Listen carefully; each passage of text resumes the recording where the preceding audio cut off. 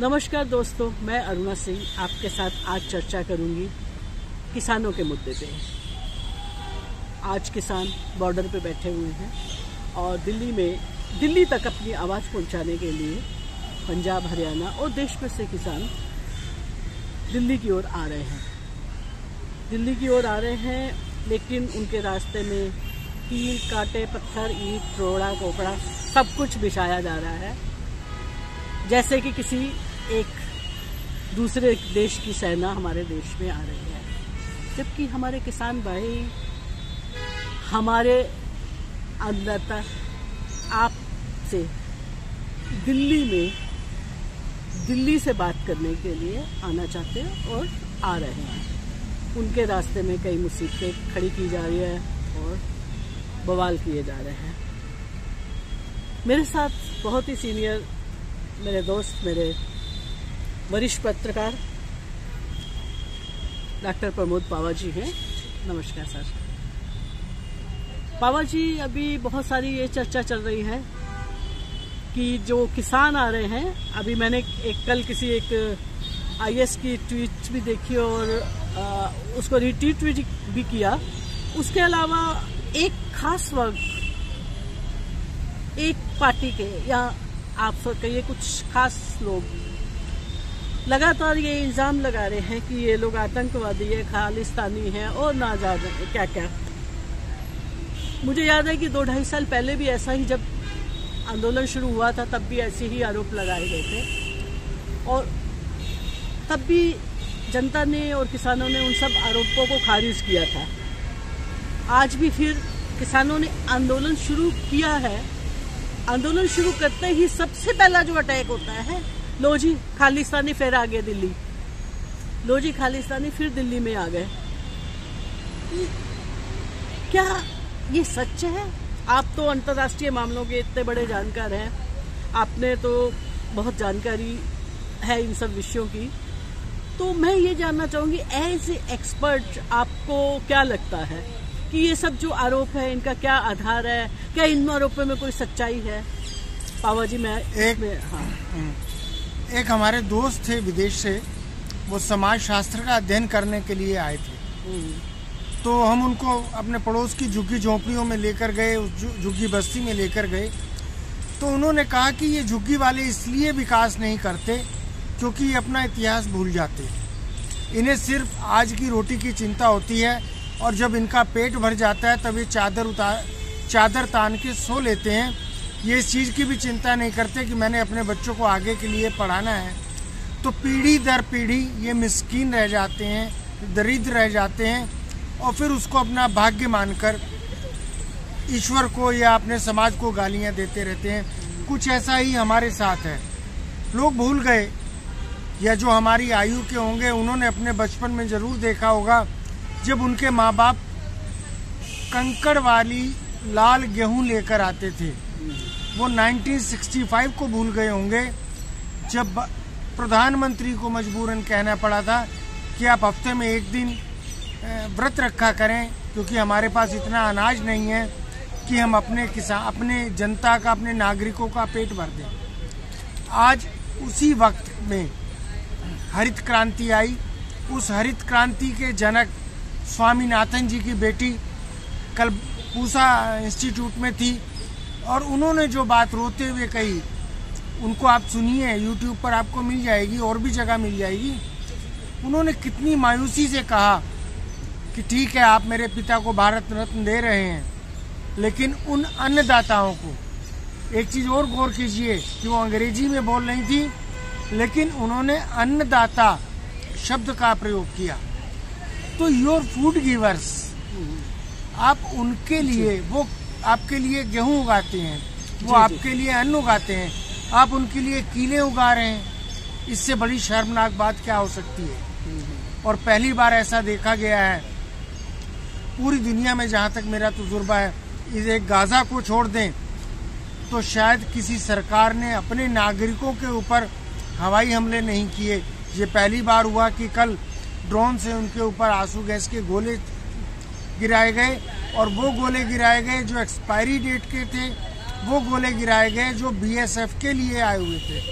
यानी नागरिकों, दुश्मनों पर उपयोग करने वाले शस्त्र आप अपने नागरिकों पर प्रयोग कर रहे हैं। आप शंभू बॉर्डर को आपने पाकिस्तान बॉर्डर से भी ज़्यादा सख्त बना दिया है। मैंने दुनिया की कोई सरहद, जब युद्ध का हालात थे तब ईरान इराक की भी स्थिति मैंने ऐसी नहीं देखी। वहाँ की सीमा पर भी ऐसा इतनी सख्ती नहीं देखी जितनी शंभू बॉर्डर की हम देख रहे हैं। बाकी आप बेहतर जानती हैं क्योंकि आपका किसानों से एक बहुत लंबा संपर्क है और आप हमेशा उनसे लेटेस्ट कांटेक्ट में रहती हैं, तो आप थोड़ा बताएंगी तो मैं उसका विश्लेषण कर सकता हूँ। पावा जी, मैं ये जानना चाहती हूँ कि आखिर सरकार ने क्या सोचकर इस तरह से एक्सपायरी बम और सब कांटे और ये सब अपने नागरिकों के लिए है? क्या आप तो डिप्लोमेट रहे हैं, क्या सरकार के मन में चल रहा होगा कि ऐसे कदम उठाने पड़े उनको? देखिए, मैं ये मानता हूँ कि दक्षिण एशिया के जितने भी देश हैं, चाहे उसमें भारत है, बांग्लादेश है, श्रीलंका है या पाकिस्तान है, ये कहीं ना कहीं कम या ज़्यादा किसी की गुलामी में तो है। चाहे वो वर्ल्ड बैंक की हो, चाहे वो IMF की हो, या पेंटागन की हो, या क्रेमलिन की हो। मैं किसी के ऊपर नेल नहीं कर रहा हूँ। और विश्व की बहुत सी ताकतें ये चाहती हैं कि इतना बड़ा भारत, इतना बड़ा एक देश आने वाले समय में विश्व शांति के लिए खतरा हो सकता है, जो वो 2014 से पहले नहीं जानते थे। 2014 के बाद हमारा सामाजिक समीकरण धीरे धीरे इतना बिगड़ा है, हमने जिंदगी में कभी नहीं देखा था कि किसी मस्जिद के आगे तलवारें लेके कोई डांस करता हो। बल्कि हम गांव में पले बड़े हैं, हमारे यहाँ तो मुसलमान जी भी राम राम जी करके अभिवादन करते थे, तो हमें भी सलाम करने में कभी शर्म नहीं आती थी। लेकिन आज आप जो भगवान का नाम भी आप युद्ध घोष की तरह सुनते हैं, आज सूफियों का रंग जो प्रेम और मोहब्बत का संदेश देता है, वो भगवा कलर, उसका गमछा डाले हुए आदमी अगर आपको दिख जाए तो आपको क्या एहसास होता है, ये दर्शक जन भी अच्छी तरह जानते होंगे। तो उन परिस्थितियों को देखते हुए अंतर्राष्ट्रीय शक्तियां ये चाहती हैं कि कहीं ना कहीं सेकेंड वर्ल्ड वार की तरह दोबारा से नए नक्शे बने, कुछ परिवर्तन हो, एक फिर से याल्टा संधि हो, जिस संधि के अंतर्गत कोरिया के 2 टुकड़े हुए थे, जर्मनी के हुए थे, तो मेरे मुंह में खाक। लेकिन अगर सरकार उनकी तमन्नाओं को या उनके संदेशों को पूरा करने जा रही है, करना चाह रही है, तो भारत के लिए बहुत दुखद होगा। एक बड़ा महल अगर उसकी बुनियाद की एक ईंट खिसक जाए तो फिर उस महल को गिरते हुए देर नहीं लगती। ईश्वर ना करे कि ऐसा हो, इनको सद्बुद्धि मिले और ये जो सोच रहे हैं अगर वो सफल हो जाता है तो बहुत दुखद होगा। किसानों को दिल्ली आने दें, अंबाला के पास पंजाब के बॉर्डर को अंतर्राष्ट्रीय बॉर्डर की तरह बनाना एक बहुत बुरा संदेश है पूरी दुनिया के लिए भी और पंजाब में रहने वालों के लिए भी, जिन्होंने अपनी बोटी कटाकर, जिन्होंने जलियांवाला बाग की शहीदियां देकर, जिन्होंने चरखड़ों पर चढ़कर अपनी अस्मिता, अपना धर्म और अपने देश की रक्षा की है। कि किसान क्या हमारे देश के नागरिक नहीं हैं जो उनके साथ इस तरह व्यवहार किया जा रहा है? ये सवाल तो आपको सरकार से पूछना चाहिए, लेकिन सरकार आपको इसका जवाब नहीं देगी। वो आपके ऊपर आरोप लगाएगी कि आप जिन्हें किसान कह रही हैं ये तो किसान है ही नहीं, किसान तो अपने खेतों में होगा, ये तो 100 रुपये रोज वाले हैं। फिर कभी कहेंगे उनके प्रवक्ता कि जी ये किसान कैसे हैं, तो मर्सिडीज में आ रहे हैं, 4 करोड़ की मर्सिडीज है। नहीं, इनको ये लगता है कि किसान एक गरीब, मैले कुचले, नंगे पैर में ही रहना चाहिए और किसान को कभी भी कोई संपन्न नहीं होना चाहिए। हाथ जोड़े, सिर पे पटका हो, मिट्टी में सना हो और इनके आगे बस दया की भीख मांगता है। इनको ये बिल्कुल बर्दाश्त नहीं है कि कोई किसान संपन्न है, अगर वो मर्सिडीज में है या अपने मोटरसाइकिल पे है या अच्छा खा रहा है या अच्छा पी रहा है, वो ये ऐसा किसान इनको क्यों नहीं बर्दाश्त होता? क्या कारण है? मैडम, ऐसा होता है, एक जीव होता है गुबरैला, वो गोबर में पैदा होता है, गोबर ही खाता है और पूरी जिंदगी गोबर का ही गोला बनाकर घूमता रहता है, फिर उसी में वो अपना जीवन खत्म हो जाता है। ऐसे ही कुछ लोग कुएं के मेंढक होते हैं, तो कुएं का मेंढक अपने कुएं से बड़ा कुछ समझता ही नहीं। ऐसे ही कुछ शहर ऐसे हैं प्रसिद्ध हैं, जैसे हमारा अमृतसर है, लुधियाना है, नागपुर भी है। तो वहाँ पर भी कुछ ऐसी मानसिकता के लोग होते हैं जिन्हें अपनी नाक से आगे कुछ नजर ही नहीं आता, या जिनकी बुद्धि इतनी नहीं है कि वो आगे तक सोच सकें। शायद उनको पंजाब के किसानों का नहीं पता, शायद उनको पंजाबियों का नहीं पता कि इन किसानों के बच्चे 7 समुंदर पार इतनी मेहनत करते हैं, मजदूरी करते हैं, और अगर वो वहाँ $1 बचाते हैं तो वो यहाँ 80 रुपए का हो जाता है। और उनकी सिर्फ माफी चाहूँगा, सिर्फ उनकी यही इच्छा होती है कि मेरे माँ बाप वो सब सपने पूरे कर सकें जो मैं नहीं कर पाया। मर्सिडीज तो उनके लिए 1 महीने की कमाई है। अगर हम इनको बताएं कि इन किसानों के बच्चों के बंगले, चाहे वो कनाडा में हो, चाहे अमेरिका में हो, चाहे वो न्यूजीलैंड में हो, चाहे वो ऑस्ट्रेलिया में हो, और चाहे वो इंग्लैंड में हो, यहाँ के हिसाब से करोड़ों करोड़ों रुपए के हैं, तो शायद ये चक्कर खा के गिर जाएंगे। और कल से पता लगेगा कि इनमें से आधे लोग गमछा और मंदिर मस्जिद घंटे घड़ियाल छोड़कर वापस पंजाब चले गए हैं, उन पंजाबियों के पास नौकरी करने। रिश्तेदार जी जे तुहाडी सेवा करा तो मैनू भी भेज दोगे बाहर। सरकार कहती है, मोदी जी कहते हैं देश कि इस देश, ये विकसित देश है, हम महाशक्ति हैं। उस विकसित देश में विकास की ओर हम बढ़ रहे हैं, अंतर्राष्ट्रीय पावर बन रहे हैं। क्या उसमें किसानों को नहीं पावरफुल होना चाहिए? किसानों को क्या नहीं संपन्न होना चाहिए? किसानों को क्या नहीं अच्छा पहनना चाहिए? किसानों को क्या उनकी फसल की पूरी कीमत नहीं मिलनी चाहिए? आपने किसानों से और चर्चा को एकदम अंतर्राष्ट्रीय स्तर पर ले आई हैं, तो मैं यहाँ आपको थोड़ा सा खुलासा कर दूं, और इसको दर्शक भी, किसान भी, और जो किसानी से जुड़े हुए नहीं हैं वो भी थोड़ा सा ध्यान से सुने। जब 2nd वर्ल्ड वार हुआ था या 1st वर्ल्ड वार हुआ था, तो उस समय जो साम्राज्य थे, जो वैश्विक शक्तियां थी, उनका टारगेट था ऊर्जा के क्षेत्र को कब्जा करना, जिसको आप कह सकते हैं कि तेल के ऊपर कब्जा करना। तब उन्होंने उस्मानिया को गिरा के वहाँ अलग अलग अरब कंट्रीज बनाई, उन पर काबिज रहे, और अमेरिका ने सऊदी अरब के साथ जबरदस्ती पेट्रो डॉलर का समझौता किया कि जितना भी तेल बिकेगा वो डॉलर में बिकेगा।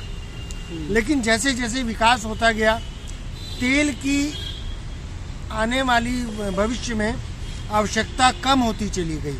अभी मैं कहीं पढ़ रहा था कि चीन ने एक ऐसी बैटरी बनाई है जिसे आप एक बार लगा दें तो वो 50 साल तक काम करेगी। यानी 50 साल की एज वाली अगर बैटरी बना दी है तो उसके लिए ऊर्जा की आवश्यकता नहीं रहेगी। फिर वैश्विक शक्तियों के पास या जो डीप स्टेट है इंटरनेशनल, उनके पास क्या रह जाता है जिस पर कब्जा करके वो 3rd वर्ल्ड को और छोटे देशों को गुलाम बना सकें, या वहाँ के नागरिकों और वहाँ की जनता को गुलाम बना सकें। वो उनके पास रह जाता है फूड, खाना, और उनका आखिरी लक्ष्य खाने के ऊपर, अन्न के ऊपर कब्जा करना है। जैसा कि आपको याद होगा, पिछले किसान आंदोलन के समय राकेश टिकैत बार बार कहते थे कि हम रोटी को तिजोरी में बंद ना होने देंगे। बिल्कुल सही कह रहे हैं। तो ये छोटी सी बात तब लग रही थी, सभी लोगों को मजाक लग रहा था, लेकिन वो रियलिटी थी, और वो इंटरनेशनल सिनेरियो के पॉइंट ऑफ व्यू से जो बता रहे थे वही हकीकत है। उसके विरुद्ध अभी यूरोप में किसानों ने धरना दिया, वहाँ बहुत बड़ा प्रदर्शन हुआ, जिसके सामने यूरोपियन यूनियन को झुकना पड़ा। उसके अलावा हमारे पड़ोसी मुल्क सरहद पार में भी इसी तरीके के 3 बिल आए थे। अगर इसके पीछे कोई अंतर्राष्ट्रीय साजिश नहीं है इन बिलों के पीछे, जमीनों को पूंजीपतियों को बेचने के पीछे, खेती का कॉरपोरेटकरण करने के पीछे, तो फिर ऐसा क्यों है कि सभी सरकारें, यूरोप की सरकारें, पाकिस्तान की सरकार है, भारत की सरकार है और श्रीलंका तो कर चुका है, ये एक जैसे ही बिल क्यों लेकर आ रहे हैं? ये एक जैसी विचारधारा पर क्यों चल रहे हैं? ये ऐसा क्यों कर रहे हैं कि 2, 4, 5 साल में किसान इतना बर्बाद हो जाए, इतना गरीब हो जाए कि वो भूखों मरने लगे और अपनी ज़मीनें बेच दे? क्योंकि श्रीलंका ने अपने यहाँ खाद की आयात बंद कर दिया था और उसको ऑर्गेनिक के नाम पर, गोबर के नाम पर, जैसे भी करके उन्होंने किसानों को आर्थिक रूप से इतना तोड़ दिया था कि वहाँ की खेती स्थितियाँ बिगड़ गई और इतनी खराब हो गई कि वहाँ विद्रोह हो गया। हमारी सरकार शायद दूरदर्शिता से या बुद्धिमत्ता से काम नहीं ले रही है, और अगर नहीं ले रही है तो देश के लिए बहुत बुरा है। और याद रखना, हम जमीन को पवन गुरु पानी पिता माता तरत महत दिवस राज तो है दाई दाया खेले सगल जुगत। हम तो धरती को माता मानने वाले लोग हैं, हम कभी भी उसका सौदा नहीं करेंगे। ये किसान उसको कभी नहीं बेचेगा, अपनी जान दे देगा। और कुर्बानियाँ देना तो हमारे पीढ़ियों ने सीखा है, पीढ़ी दर पीढ़ी से हम यही तो करते आए हैं। पवार साहब, आपने बहुत अच्छी जानकारी दी अंतर्राष्ट्रीय स्तर पे और राष्ट्रीय स्तर से जोड़ते हुए। मैं आपको एक बात याद दिलाना चाहूँ, आपको पता ही होगा, जब देश आज़ाद हुआ था तो हम लोगों के पास 82% ग्रामीण क्षेत्र था, 82% में खेती होती थी। और आज स्थिति ये है कि हम लोगों का, जिसे कहते थे हमारे 90% जनता हमारी गांव में रहती है, हम ग्रामीण प्रधान देश थे। और आज हम लोगों का 60-65% के आसपास ग्रामीण क्षेत्र रह गया है। और जो ज़मीन थी वो ऑलमोस्ट ये इतनी जनसंख्या बढ़ने से और उद्योगीकरण, कॉर्पोरेटीकरण वगैरह वगैरह से करते हुए, जो अगर आप देश जब आज़ाद हुआ था तो 100% थी, तो आज 60% ज़मीनें किसानों के पास रह गई। ऐसी एक औसतन मैं मानती हूँ। अब जब इतनी खेती के लिए ज़मीन कम हो रही हैं और हमारी जनसंख्या बढ़ रही है, ऐसे में 140 करोड़ और फिर उस 60% जनता ग्रामीण जो खेती बाड़ी पे निर्भर करती है और जो हमारे लिए अनुप जाती है, क्या और जनसंख्या बढ़ेगी और ज़मीन कम होगी, क्या हमारे देश में महंगाई नहीं बढ़ेगी या अन्न का अकाल नहीं आएगा, अन्न कम नहीं होगा? एक स्थिति ये कभी हुआ करती थी कि हम विदेशों में, आज भी ऐसी बहुत सारी खाद्य पदार्थ हम लोग दूसरे देशों को देते हैं, बेचते हैं, और हम लोग बहुत सारा हमारे विदेशी मुद्रा आती है। लेकिन जब आपका अन्न का हम दूसरे देशों को बेचना बंद कर देंगे, विदेशी मुद्रा भी नहीं आएगी, हम लोगों को भी कमी होगी। वो सारा का सारा हमारी आर्थिक जो आधार है ग्रामीण कृषि, हम उसी पे अटैक कर रहे हैं। आज देखिए अच्छी फसलें नहीं रही, अभी कितनी सारी तो आपको क्या लगता है कि ऐसी स्थितियों में किसानों पे हमला, ग्रामीण करना और महंगाई बढ़ना, ये सब एक दूसरे से जुड़े हुए नहीं है क्या? हमारे गांव में कहावत है कि जाट का 100 बीघा, सैनी का 9 बीघा और माली का 2 बीघा बराबर की कमाई देता है। तो मैं यहाँ किसी भी पार्टी पॉलिटिक्स से हटके अपनी एक निजी राय देता हूँ कि किसानों के साथ मिसेस गांधी के जाने के बाद, चाहे वो कांग्रेस की सरकार हो, चाहे बीजेपी की सरकार हो, चाहे नरसिम्हा राव हो, चाहे डॉक्टर मनमोहन सिंह हो, चाहे अटल बिहारी वाजपेयी हो या नरेंद्र मोदी हो, इन लोगों ने किसानों के साथ धोखा ही किया है। अगर आज हमारे पास 60% खेती की ज़मीन बाकी रह गई है और ये भी रह जाए और ईमानदारी से सरकारें धोखा ना करें, किसानों का साथ दें, तो मैडम ये भी इतनी ज़मीन है कि हम अपने साथ इतने ही लोगों को और खिला सकते हैं, हम इससे इतनी ही आमदनी और कर सकते हैं। हमारे किसान का बच्चा साइकिल उठा के चौकीदारी और सिक्योरिटी की नौकरी करने शहर में आता है, क्यों नहीं उसको सरकार इतना कुछ देती कि वो अपने खेतों से उगने वाले कीनू का जूस बना ले, उसकी पैकेजिंग कर ले, छोटी छोटी वो मुर्गी पालन कर ले, बकरी पालन कर ले, और इस तरीके के फूड प्रोसेसिंग के बहुत से काम हैं जिसमें हम आम से अचार बना सकते हैं, मुरब्बे बना सकते हैं।